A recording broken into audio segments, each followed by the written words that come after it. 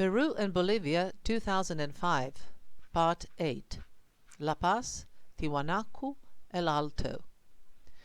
The next day Gustavo and I got up early at 6 o'clock, and already by 7:15 we were on our way to visit the site of the ancient civilization Tiwanaku. While we were going to a terminal to catch transportation to Tiwanaku, Gustavo told me that the former railway station that was turned into the main coach terminal of La Paz in the meantime was designed by no less than famous Gustave Eiffel, the same one who designed the Eiffel Tower in Paris. The day was beautiful, sunny but also cold, since Tiwanaku is situated at the altitude of around 4,000 meters. It was great to be there. There were almost no other visitors, so we could enjoy the sight in peace. The Tiwanaku civilization started to exist around 1000 BC, and it lasted until before the Incas came to this region. It used to be a very powerful and rich civilization. It is supposed that at its height Tiwanaku was inhabited by some 100,000 people. Its success was primarily based on exceptionally skillful agricultural production that made it possible not only to feed all those residents, but also to get surplus crops that were then used for trading. This was all feasible because they constructed elevated terraces with water canals that ensured optimal irrigation or drainage of the soil in the terraces, and that also created microclimate, thus contributing to very high yields. Still, at some point the civilization started to decline, and it is presumed that this happened as a result of climate changes. Today, this entire area appears completely infertile, and very few people, around 7,000 of them, live here. They are very poor, but there are some experimental projects trying to reintroduce the ancient techniques for growing crops. By the way, these areas, that are collectively called the Altiplano, meaning plateau, are traditionally inhabited by the Aymara nation. Their ancestors were conquered first by the Incas sometime in the 15th century and later by the Spaniards. Today, the Aymara mostly live in Bolivia, but they also inhabit parts of Peru, Chile, and Argentina. But let me go back to Tiwanaku. The site is not particularly large, and there are comparatively few visible remains, but there are good reasons for that. Sorry, there are reasons, but they are not good by their nature. When the Spaniards came, there were still numerous buildings, but there was also gold, which the Spaniards then took over, or, to be more precise, stole. After that, others also came and took various other pieces for different museums and private collections around the world. And finally, le coup de grâce was given at the beginning of the 20th century, when some of the remains were blown up by dynamite in order to get gravel for the construction of the nearby railway line. To make the whole horrible thing even worse, the railway line does not even function any longer. What a disaster! There are several sections at the site. We first went to see what is perhaps the most important artifact in all of Tiwanaku, the Gateway of the Sun. It is partially damaged because the place where it is today is not the original place in which it used to stand. Some people had nothing better to do, so they decided to move the 10-ton gate here. Be as it may, the Gateway of the Sun was carved out of a single block of stone. In the middle, above the passage, there is a presentation of the main deity, the god creator, the god of thunder, whom the Aymara called Tunupa, but who is somehow better known under its Inca name, and that is Viracocha. Close to the gateway of the sun, there is also a monolith representing a standing figure that holds a cup against his chest. There is also a type of an altar that was built there and that is used when traditional festivities are organized at the site, like Renaissance or the revival of ancient customs and renewed celebration of early gods.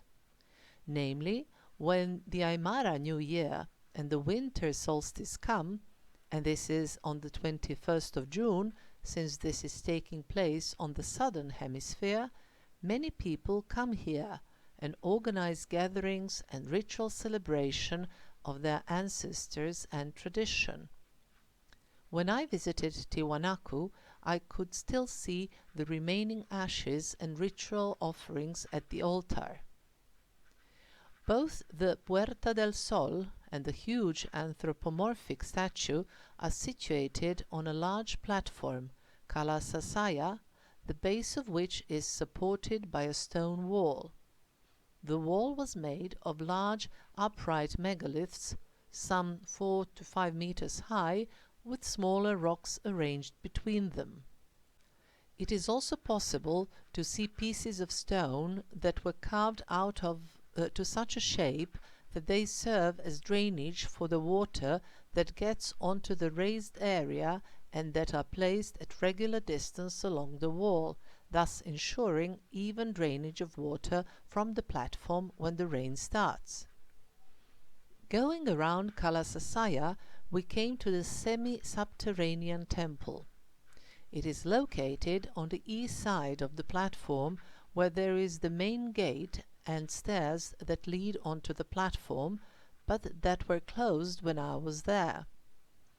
This semi-subterranean temple is a very interesting place.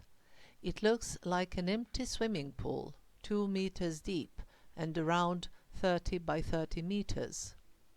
Its inner walls are adorned by stone heads, or rather depictions of faces. Some of the heads are better preserved, some have already decayed, but what is interesting is that there are no two same faces, and there are lots of them, 175.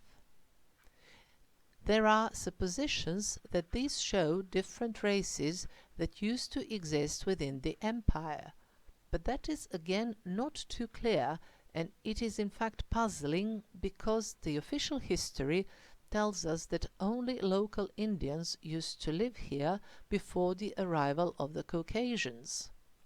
Other suppositions say that these were symbolically heads of defeated enemies, thus, again symbolically, taking additional power away from them. And there are also theories that these show aliens, for some of these faces are not sufficiently human, and it is clear that they knew how to carve human features. In the center of the semi-subterranean temple there are also 3 monoliths, one of which has particularly interesting depiction of hands that are positioned asymmetrically, which suggests emotion, a rarely found element. Then Gustavo and I continue with our walk around the site. There are also remains of a large terrace pyramid there named Acapana, and it is presumed that this used to be the most important edifice in the settlement. Earlier it was thought that the pyramid was natural, but as it turned out later, it was all man-made. The base is 180 meters long, 140 meters wide, and the pyramid is 18 meters high. Today it really looks more like a hillock covered by grass, but here and there it is still possible to see remains of the original 7 terraces. One of the guards there told us that what we could see then was but a fraction of what was yet to be excavated at this site. As we approached the mound, we saw some very interestingly carved stones, and then we climbed the hill, or rather the pyramid. The top of the pyramid provides an excellent view at the Cala Sasaya platform, and the semi-subterranean temple, with the peaks of Illimani in the east. I found it particularly fascinating when I became aware of the movement of the sun. Namely, when you turn towards the side where the sun would be at noon, you would then face the north, while the sun would appear to move from the east, on your right, via the north to the west, on your left.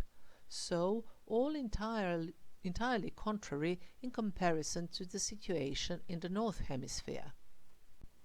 Then Gustavo and I started to go back, and the road took me again across the breathtaking landscapes of the Altiplano. Before returning home, we stop at El Alto. These are actually the higher parts of La Paz that are situated across the completely flat section of the plateau. From there, the ground abruptly declines as if cut off, and this is where La Paz spreads as if it were a broad waterfall coming down the slopes. El Alto used to be considered a suburb of La Paz, but now it is taken as a separate town. It is said to be significantly more dangerous for living, but it is also politically and socially volatile. A little before my coming to Bolivia, there had been some demonstrations and popular unrest in El Alto, and entire La Paz was completely blocked. Nothing, or rather nobody, could come in or go out of it for some period of time, or could, but with some serious difficulties. Under such circumstances, it turned out that it was good that Bolivia had two capitals, so all segments of the state moved to Sucre in order for the country to be functional. The reason why we went to El Alto was to go to the local flea market. I hoped to find a good suitcase or a bag for me, but there was nothing I liked.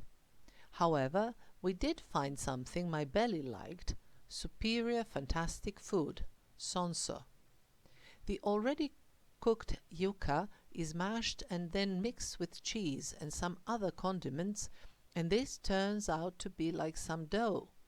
Then this is shaped into a sausage form around a 1 centimeter thick stick, put on a special grill resting on the ends of the stick, and then roasted from all sides.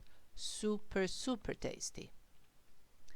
After meandering through the market, we went down, and there we came across a parade of students from different faculties who danced and played music, and it was all a lot of fun. They were in fact getting ready for the university's celebration that was to be held the following weekend, so the main street through which the parade moved was closed to traffic. Afterwards, we finally went home, where I chatted with Gustavo's mother and sister. I also took advantage of the nice weather to wash my laundry and let it dry in the sun.